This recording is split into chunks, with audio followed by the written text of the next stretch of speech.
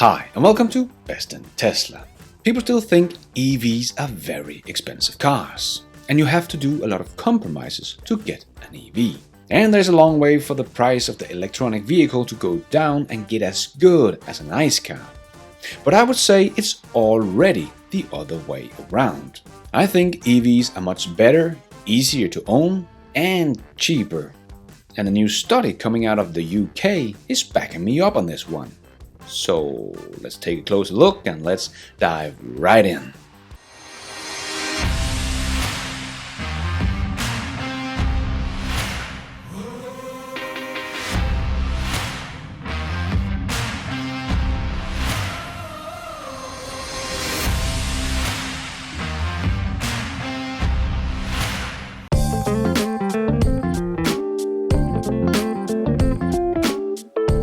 A recent study from Direct Line, a premier insurance firm in the UK, has stated that electric cars are now cheaper to own than petrol vehicles, at least based on their lifetime running costs. The firm was able to come to this conclusion by analyzing the purchase price of an EV and an ICE car, as well as their maintenance and running cost over a period of 14 years, the lifetime of a car.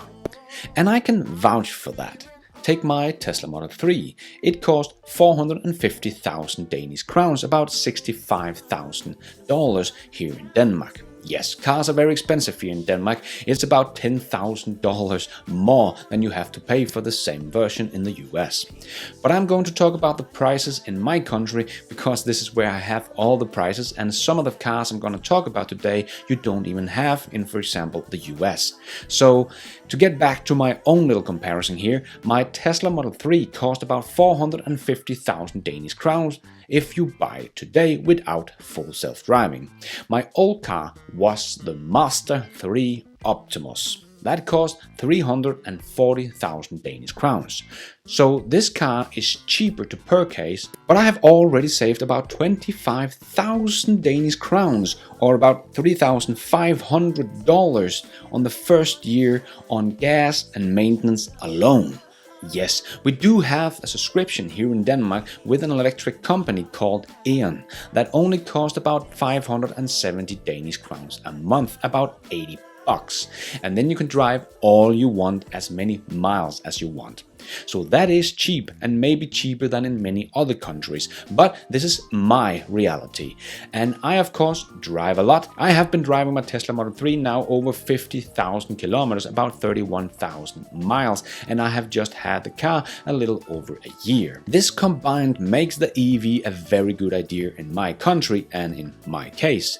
So comparing my Model 3 to the Master 3, it will only take about 5 years for me for my Tesla to become cheaper to own than my Master 3. So over a 10-year or 14 years, as the study talks about, the EV for me is a no-brainer. I have a friend that I have been talking a lot about Tesla and EVs in general, and he did the math for their little family. And they don't drive much, but they had a very expensive Audi A4 station car. And he calculated that he would save about 4,500 Danish crowns a month, about $650 a month. So that would add up to $7,800 a year, close to $40,000 in 5 years.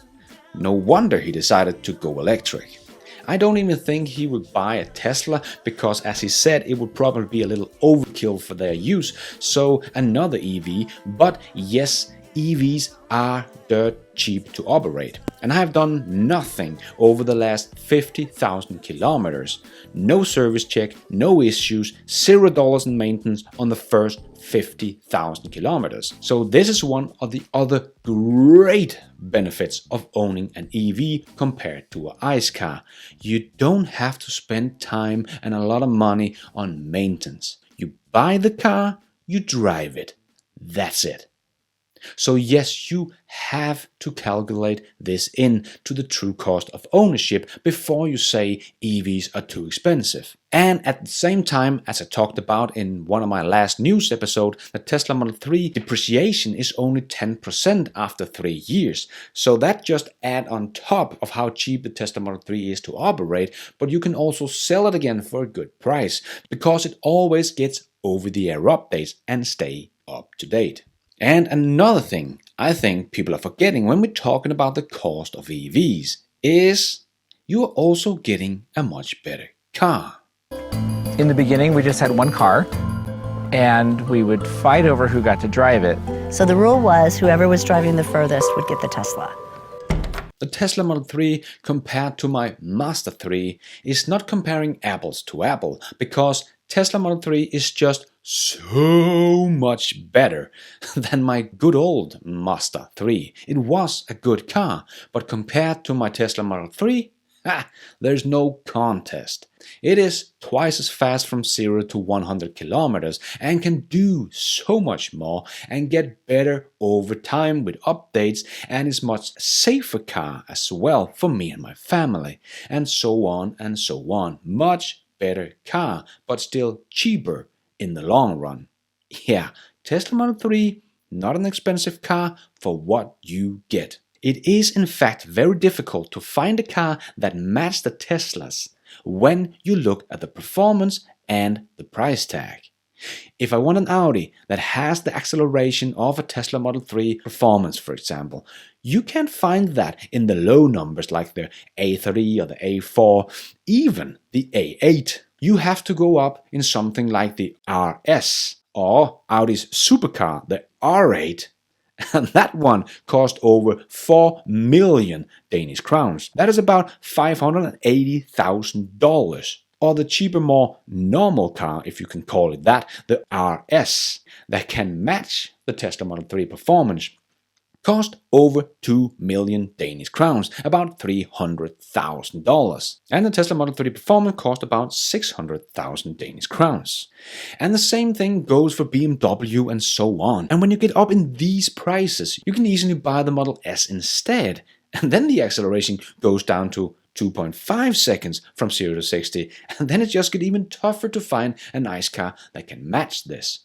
So let's just forget the normal cars like Audi, BMW or Mercedes, because even a car like Mercedes AMG GT Roadster that cost over 3 million Danish crowns only gets under 4 seconds in 0 to 60.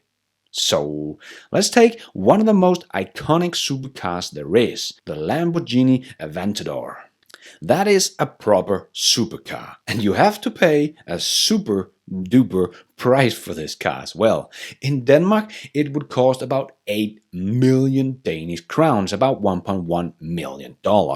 This car is nuts, but from 0 to 100 kilometers, it does that in 2.8 seconds, about 0.3 seconds slower than the Model S. Yes, the family car that seats 7 people beats this supercar in 0 to 60 that you can get for $8 million and only seat 2 people. You can get 8 Model S Performance with full self-driving computers for this price.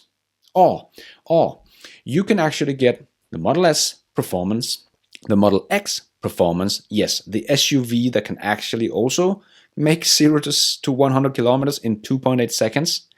And you can get the Model 3 Performance, the Model Y Performance, the Cybertruck with all the trimmings. Yes, even including the ATV.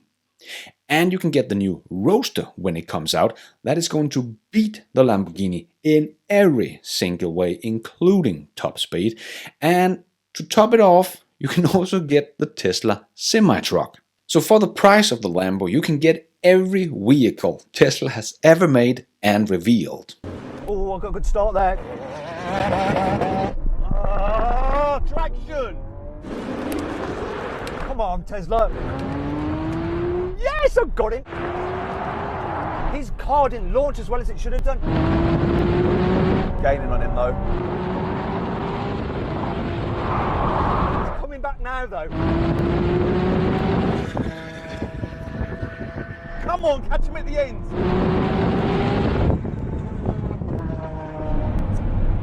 Victory.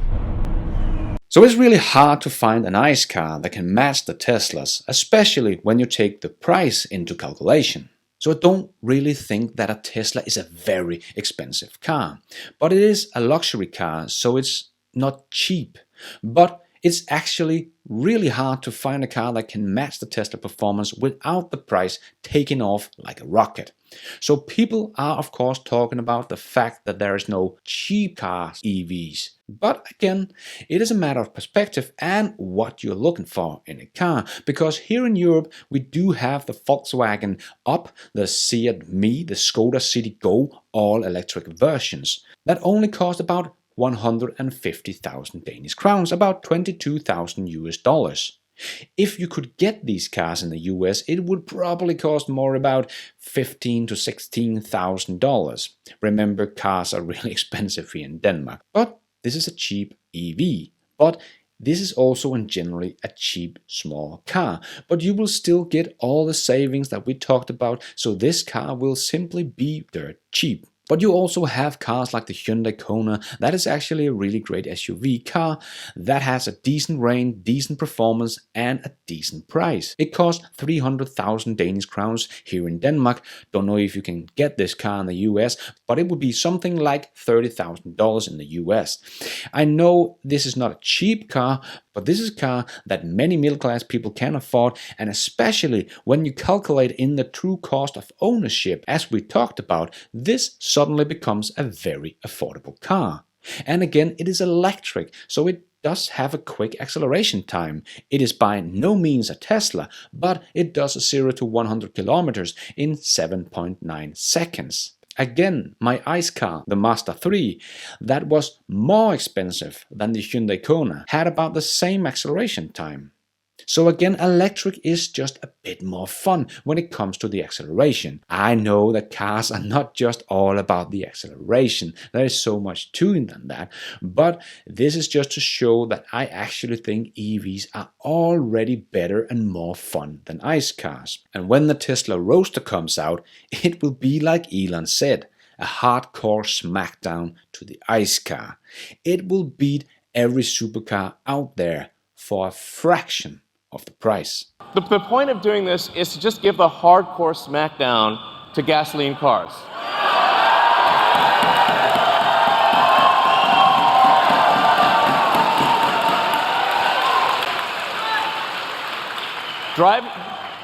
Driving a gasoline sports car is going to feel like a steam engine with a side of quiche. So there's already many fine electric vehicles out there, and they're just coming more and more all the time. So far nobody is beating Tesla, but as I showed you, no one really is, gas or electric, especially for that price tag. So in my opinion, I think electric car is already beating ICE cars in many ways. The only thing they have left is they can fill up in 5 to 10 minutes. But many people still think you use an EV exactly the same way that you use an ICE car. But in my case, it couldn't be longer from the truth. Because the two first questions I always get is, how far can you go on one charge and how long does it take to charge from 10 to 100%? Well, I do know because I studied Tesla, but even after driving 50,000 kilometers, I have never tried to do this 10 to 100. Not while I'm sitting and waiting there anyway. That has only been done on long road trips. But then we plan it with lunch, and when we come back from lunch, the car is fully charged and ready to go. But most of the time, even on smaller road trips, like when me and my family went to Copenhagen, it took about 3 hours, so the car could easily go the 300 kilometers without charging, but we actually stopped twice because our family could not go 3 hours without stopping for peeing. So one of the times we stopped, we did actually plug in the car because it was there anyway. So when we got to our destination in Copenhagen, we had a lot of charge to spare, and in Copenhagen we could actually park for free because we drew an EV, because Copenhagen wants to be CO2 neutral by 2025. So they're really pushing hard because they want to be the first capital in the world to be CO2 neutral. And we could charge for free with our Eon subscription. So when we were ready to go back home after 2 days of staying, our car was fully charged and ready to go. So we did not wait for our car to charge even once for this 600-700 kilometers of driving. We just always plug it in, even if it's just for 5 to 10 minutes, if we are stopping anyway. So it's very rare that we sit there and wait for a car to charge. This is simply just not the way you do it. So I would say I'm saving time on filling up our cars by going electric. Because we used to go to the gas station about 2 times a week. Then we have to go off route to go to the gas station, go there, fill it up, pay for it, go back on route, and that would easily take 5 to 10 minutes. And we did this at least 2 times a week. So 8 minutes times 2 times 50 weeks divided by 60 minutes, that would give us 13 hours right there. So now we maybe wait for the car to charge once or twice a year. So I would say we are saving about 10 hours every year in time filling up our car, because we don't have to go to the gas station all the time. We just charge at home. But for some people who still have the mindset of a gas car, or still have to use it as a gas car because you live in the city where you can't charge overnight or you can't charge at work during the day, you have to use it as you would use a gas car. And yes, then it still can't charge in just 5 to 10 minutes. And for some people, this is a deal breaker. So for those people, still have to wait until we get faster charging. And we will. You gotta remember, EVs are as bad as they will ever get. They will only get better and better from here on out. So it will get better charging speed, the range, the charging infrastructure, and so on. Everything will only get better, and so will how green they are. People are still talking about EVs are not as green as people think, but we here in Denmark actually have an independent environmental council that have made a scientific study on how much an EV use of CO2 to be built compared to an ICE car, and how long time it would take for them to be neutral with the ICE car. And the study showed that after only 30,000 kilometers driven, the EV had the same CO2 usage. So for many people, including myself, that would be less than a year before an EV is better for the CO2 emission than the ICE car, including the build of the battery. And then for the rest of the car's life, let's say 10 to 15 years, the EV is much, much better for the environment. So the EV is better for the planet, and again, this is with current technology and renewable energy percentage and so on. So again, this will only get better. We are still in the EV's infancy. With more renewable energy popping up all over the world and with better battery technology, because many people talk about batteries like they will not change over the next 10, 20, 30 years, but they will become better and cheaper, and maybe we will even find a totally new way to store energy in these so-called batteries that does not need all these precious metals. Just like Tesla just introduced a new battery with CATL that doesn't use any cobalt anymore. So it will get better and cheaper and faster and so on, and the ICE car will have nothing left of benefits. It will be more expensive, just worse in every way, and of course more polluting. If you don't believe me, just stick your mouth on your exhaust pipe and you will die in less than 10 minutes. It is that toxic for us humans. Every year ICE vehicles are killing over 1 million people on this planet and giving children diseases like asthma and so on.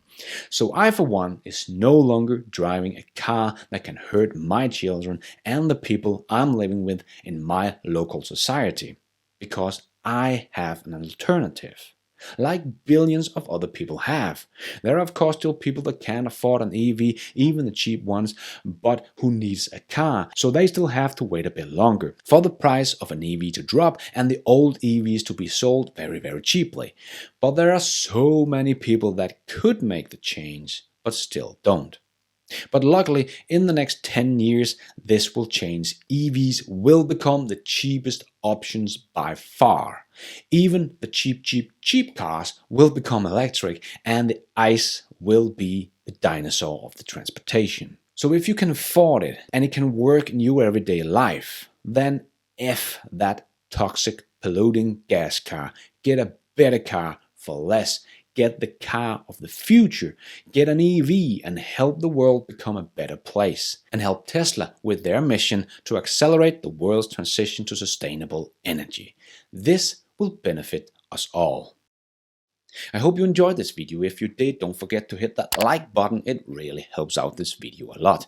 If you're new to this channel, maybe you want to consider subscribing. I come out with videos like this all the time and have a weekly news episode every Sunday about Tesla, Elon Musk and everything in between.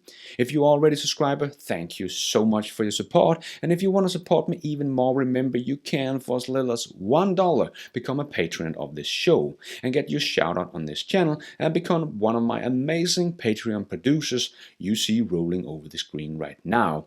Thank you so much, guys.